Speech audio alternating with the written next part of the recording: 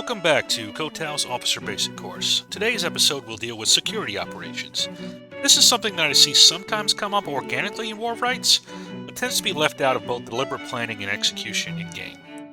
However, properly setting up security operations in both the offense and the defense can be critical to success and give you a substantial advantage over your opponents. So let's begin.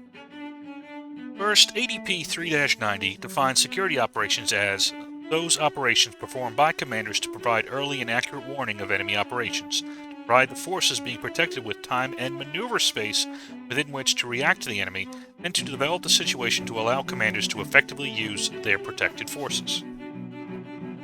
Chapter 13 of FM 3-90-1 goes into much further detail on this subject and will be the main doctrinal source for this video.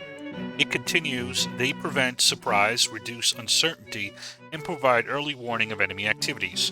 Security operations are a dynamic effort that anticipates and thwarts enemy collection efforts. When successful, security operations allow the force to maintain the initiative. An important note is that this is separate from individual unit security actions, such as keeping your head on a swivel, or from reconnaissance operations. Now, quoting here, the main difference between the performance of security operations and reconnaissance operations is that security operations orient on the force, area, or facility, while reconnaissance operations orient on enemy and terrain. In other words, set up security around a friendly force or a defended position, while recon is oriented against an enemy formation or a piece of specific terrain beyond your control. To help illustrate some of the concepts for security operations, I'm going to use some clips from the film Gettysburg, along with some illustrations from War of Rights matches.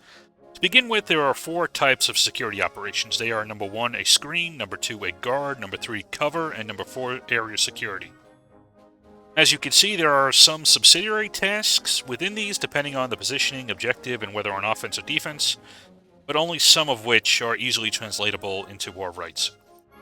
Each of these ops really has a substantial amount to them, but I'm going to keep this lesson fairly general, and I may revisit any of these 4 tasks individually to get more in depth in a future episode. The 4 types of security operations provide increasing levels of security for the main body.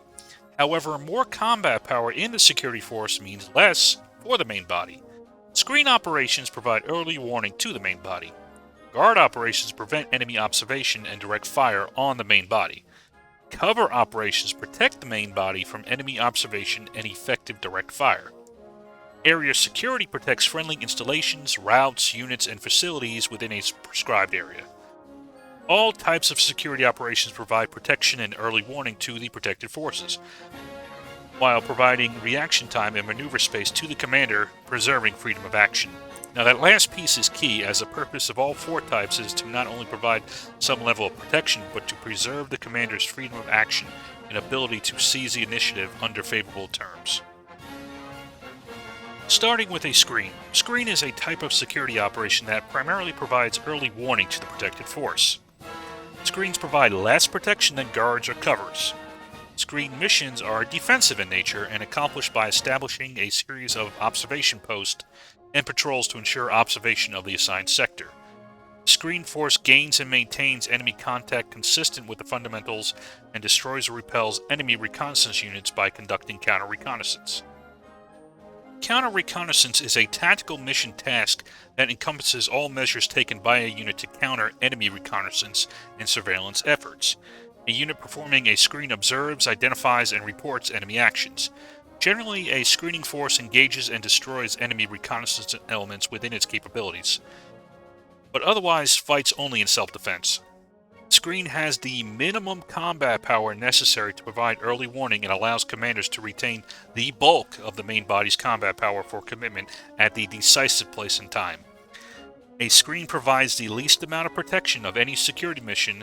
It does not have the combat power to develop the situation. To sum up, a screen is the minimum level of security operation requiring the least amount of resources, but in turn can only provide minimal security. It is for the most part an early warning system and a measure to prevent enemy reconnaissance of the main body. So starting out with the Gettysburg example, we see the failure of the screen operations for the Union as a CSA reconnaissance asset is able to reconnoiter the entire Union Army, gaining substantial detail while doing it.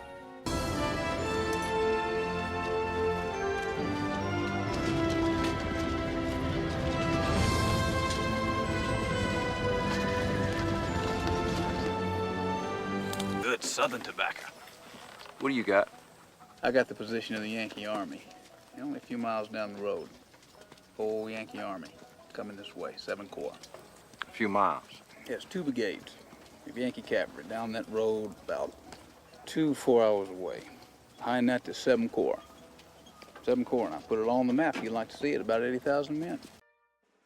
On the other hand, we have a somewhat successful screen here in the form of the CSA picket line intercepting the intel asset to the actor, although they did fail to prevent his observation of the CSA army in detail, so I can't give them too much credit.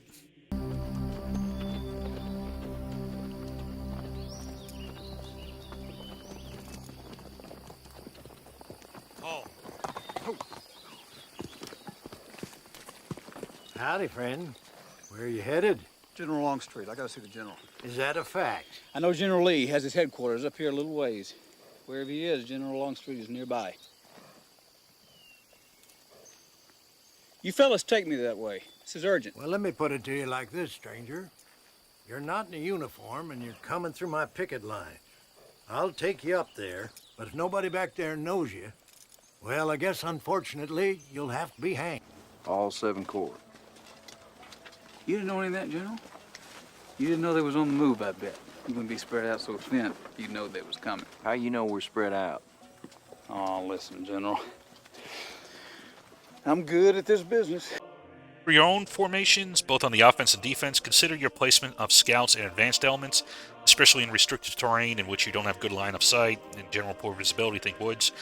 Now, besides reconnaissance, these scouts from a screening perspective should be primarily concerned with eliminating enemy scouts and preventing them from observing and passing on information about the location and disposition of your own forces, especially the main body. Now, if we're talking about a larger formation, especially a moving one, this can be very difficult to control. Now, if you have sufficient cover and can break up your screening elements into individual command and control pieces, bounding may be ideal. Having one unit move, then another, so they can cover each other. Now, units on the move lose some of their combat power as they no longer can use cover and get shot at, and nor can they really concentrate as much on detection. However, if the terrain does not provide sufficient cover or you can't accommodate it from a command and control perspective, you may need to move along the body and kind of just move up as they go. Moving next to a guard. Guard is a type of security operation conducted to protect the main body by fighting to gain time while preventing enemy ground observation of and direct fire against the main body.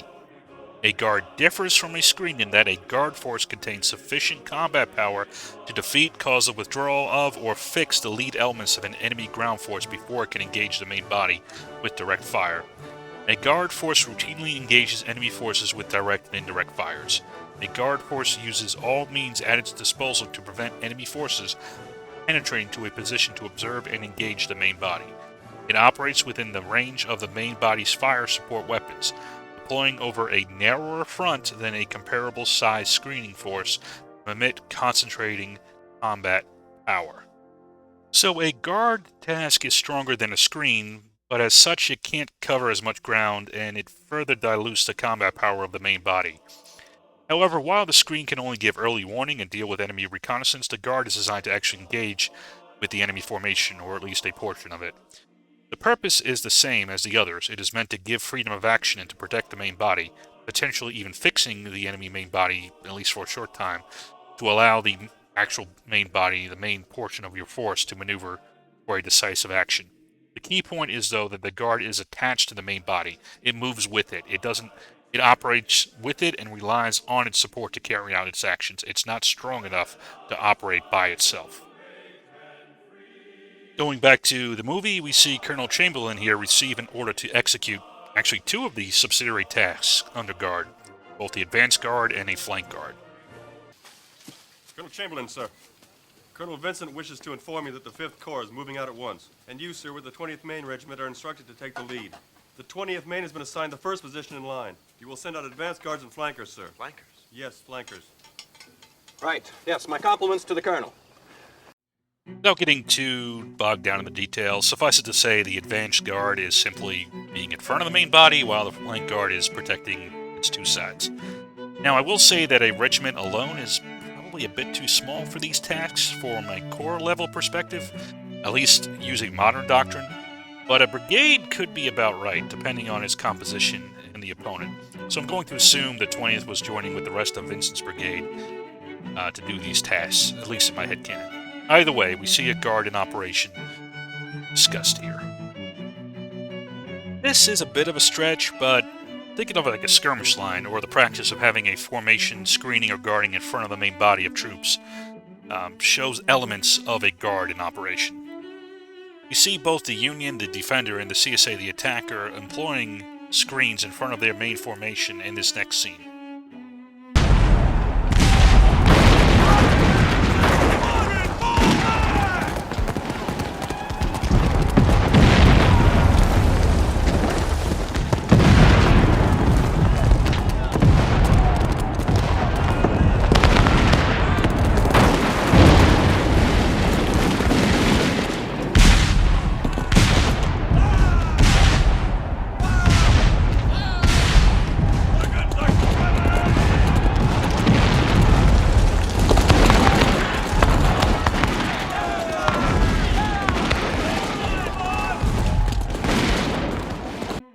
Not to get too carried away with it, but the key illustration for me with this scene is that you have a forward element operating in conjunction with the main body to engage other elements with support from the main body. They are guarding that body and providing that initial firepower, initial stop, but they are still supported by that secondary or that main line. Going to War of Rights now. In this initial movement, we have 20th New York, and 10th Tennessee joins them a bit later, moving to a forward position to guard the advance of the CSA main body. It's going on below them over towards the cornfield. Now, they do not have sufficient combat power themselves to deal with any substantial unit, but alongside the main body, they can deal with some threats. The main thing is that they provide cover to the main body and shield them from direct action, but remain tethered to that main body. Really nothing decisive in this engagement, just that kind of attritional warfare that's continuing in these mountain regions. You can see the CSA is mostly going for a right push. They do have 20th New York out here as kind of a distraction, a bit of a kind of a screen. You could, but we'll see if the CSA turns in to try to flank them. Or next we have cover. Cover is a type of security operation done independent of the main body to protect them by fighting to gain time while preventing enemy ground observation of and direct fire against the main body. The covering force's distance forward of the main body depends on the main body's commander's intentions and instructions, the terrain, the enemy location and strength, and the main body and covering force's rates of march. The frontage assigned to a security force executing a cover is the same frontage as the assigned area of the main body. It is here that the covering force executes assigned tasks. The biggest difference between a guard force and a covering force is that a covering force is able to operate independently of the main body, while a guard force relies on indirect support from that main body. A covering force, or portions of it, often become decisively engaged with enemy forces. Therefore, the covering force must have substantial combat power to engage the enemy and accomplish its mission. A covering force develops the situation earlier than a screen or a guard force. It engages longer and more often and defeats larger enemy forces. So, a cover is the most resource-intensive task and substantially drains the combat power from the main elements when compared to the screen or a guard. The main difference, again, between though a guard and a cover is that the cover operates independently of the main body entirely. It has sufficient combat power on its own to engage, even for an extended period of time, the enemy's main body. This allows the friendly main body more freedom to maneuver. However, keep in mind that main body now has substantially less power to wield since so much has been committed to the cover force. Going back again to the Gettysburg film, we have Buford's cavalry here as an example of a cover force acting on behalf of the entire Union Army. They'll be coming in force. Could be 20,000 coming down that road in the morning. If we hold this ridge for a couple hours, we can keep them away. We can block that road till the main body gets here. We can deprive the enemy of the high ground. Well, the boys are ready for a brawl, no doubt of that. We'll force the Reb to deploy. That's a narrow road they'll be coming down. If we stack them up, it'll take them a while to get on track, to get into position. Is Kayla's battery up yet? Sir, his 6 guns are deploying forward now. How far back is Reynolds with the main force? About 10 miles, sir. Not much more.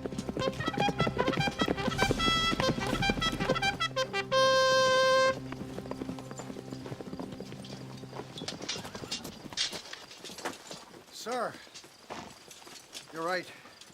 My scouts report the Rev Army's coming this way, and that's for sure. They're all concentrating in this direction.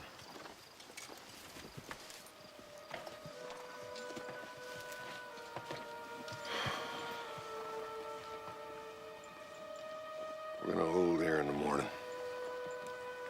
Long enough for Reynolds and the infantry to arrive. We hang on to the high ground and we have a good chance to win this fight that's coming. Understood? Yes, sir. Post the cannon along this road, the Chambersburg Pike. The Rebs will hit us at dawn, but I think we can hold them at least 2 hours. Hell, General, we can hold them all the damn live long day. He's right, sir. Yes, sir. Thoroughfare gap you held against Longstreet. You held for 6 hours. And they never came. We held for nothing.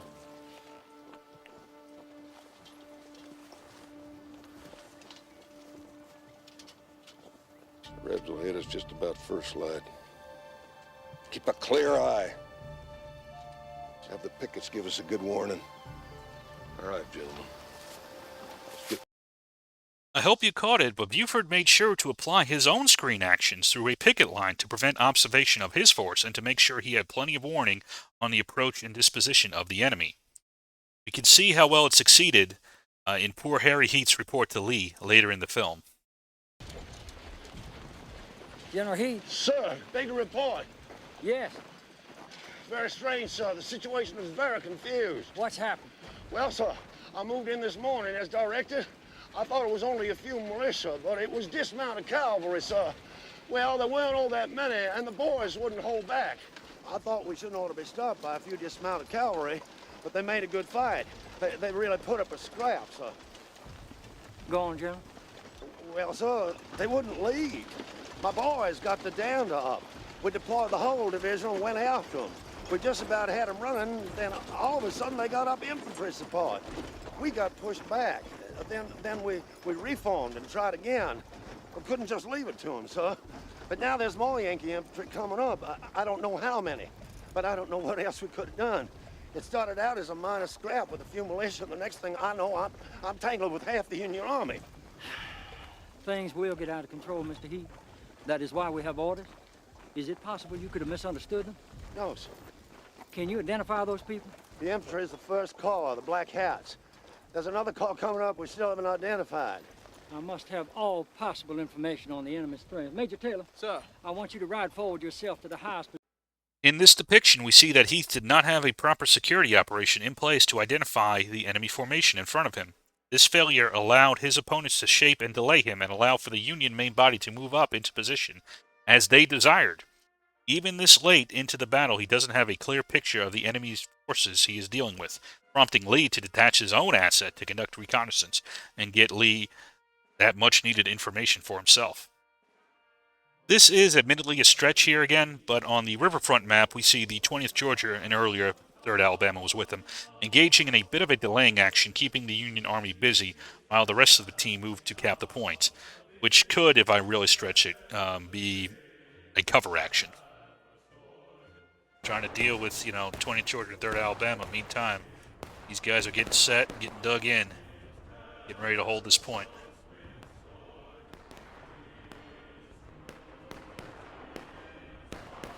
Just focus on what's in front of you. Yep. And Demori came in. He's like, all right, time to go. We've done our purpose. We're going to fall back. 20th is going to try to... They don't have a flag with them, so they'll die in place. This force is acting independent of the rest of the team to cover the action of the main body, and indeed is engaging with the entire main body of the enemy force. But let's not take this example too far. However, I think it can be helpful at least to show some of the concepts at play for the cover that can be translated into War of Rights, however imperfectly. The final task is area security. Area security is a type of security operation conducted to protect friendly forces, lines of communication, and activities within a specific area. Although vital to the success of military operations, area security is normally an economy of force mission, often designed to ensure the continued conduct of sustainment operations that generate and maintain combat power. I don't have an example from the film, but in War of Rights, this can usually take the form of a flag or multiple flags guard unit, or a unit to provide security for artillery against enemy raids. Keep in mind from the LOC lesson that sustainment in War of Rights, or the ability to generate and maintain combat power, or your troops, is conducted most often through flag response, at least forward. If you're back towards main spawn, that's another thing. Now, keeping a security element for your flags, especially if you are conducting a charge and leaving them back to not get killed, can be a worthwhile investment. The same thing can be said for your artillery if it is vulnerable to raids, small unit actions from the enemy. In a War of Rights example, here we have the Shenandoah Regulars providing additional security to the 3rd USHA on a map of Dunkerchurch. At times, the enemy did attempt some raids against the yard. Here we can see in the form of PB's 28th Virginia, but they were spotted early and dealt with by either the SR or, when necessary, with other friendly units coming up to provide additional support. SR has the detach. Yeah, they got 3 guys from SR here to guard the yard, so that should be enough to discourage any kind of raiding. Unless you send a more substantial unit out to do it.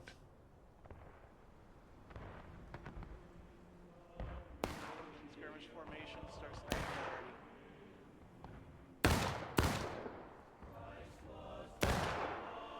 Kneel, boys, make it hard for him to see you. Keep eyes. And that about wraps it up. To summarize, the main thing is not only to integrate security operations into your plan and your execution, but consider what type to do and the resources required to do so. Now, this will require an analysis on your part of the friendly forces, enemy forces, terrain, and other environmental factors, as well as your objectives. However, if you employ them properly, that will give you a leg up against your opponent. Let me know some examples you have seen of the 4 types of security operations in the comments below. This has been Kotow, and thanks for watching.